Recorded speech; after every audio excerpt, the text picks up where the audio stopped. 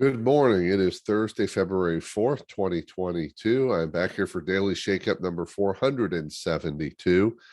And today, by request, I'm talking about stress. A lot of stress in the world, especially in the last almost 2 years now during this COVID pandemic. All sorts of stress. Stress levels are an all-time high, they say. Anxiety disorders, all-time high. And I want to talk about one of the key strategies, and it is this real strategy, a fundamental shift to help reduce or maybe even eliminate most of your stress. Now, there's a lot of strategies we could talk about. We could talk about living and being more present. We could talk about taking time for ourselves and having quiet time. We could talk about exercise. We could talk about breathing. But today, I want to talk about what I'm going to just call three truths that if you can embrace them, and they are challenging because you've spent a lifetime living the opposite way of most of these. But if you can embrace these three truths, and yes, there's three, but they're all connected and they're simple. And a couple of them actually happen because of you live the other truth. So let me get into them. So the first truth is you often feel out of control because you literally are out of control.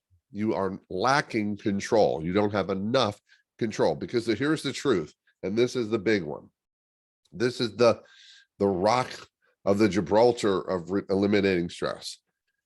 You control very little in yourself. And what you do control is you.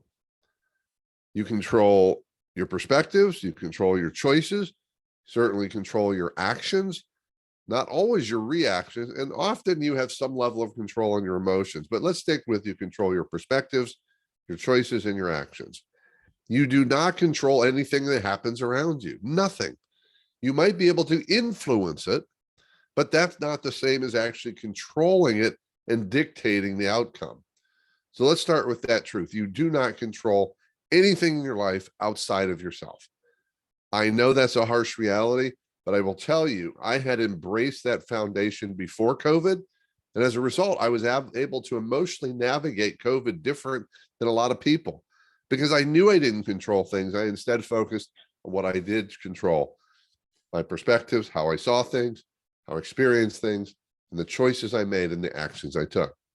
So here's the second truth. You stress about things that you don't control, always.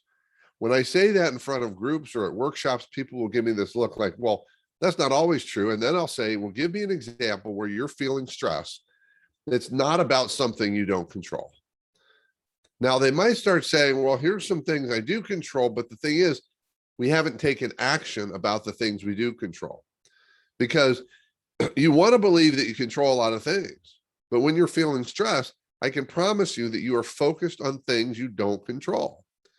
Related to that, the third truth is when you and we are taking action towards our desired outcome or state of living. Now, we have no guarantee we're going to get that outcome, but when we're in action towards what we desire, we have limited to no stress because when we're in action, we are in control of the actions, not the outcome, but of the action. So in control of the actions equals limited or no stress. See how they work together?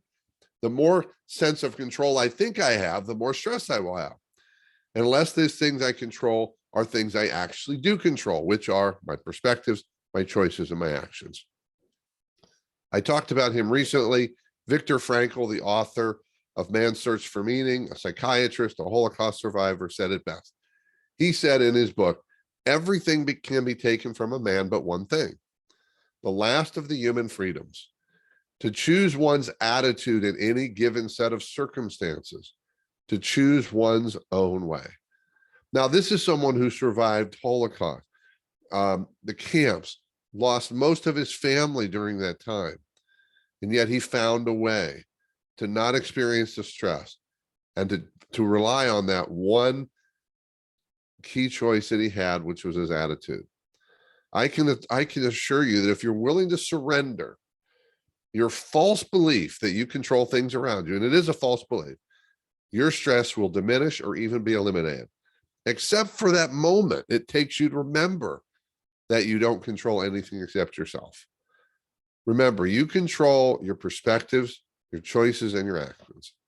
And when you embrace these truths, stress will be an experience mostly of your past and minimally in your future. That's it for today. Really keep taking care of yourself. Take care of your choices, your attitudes, your perspectives, and stay connected.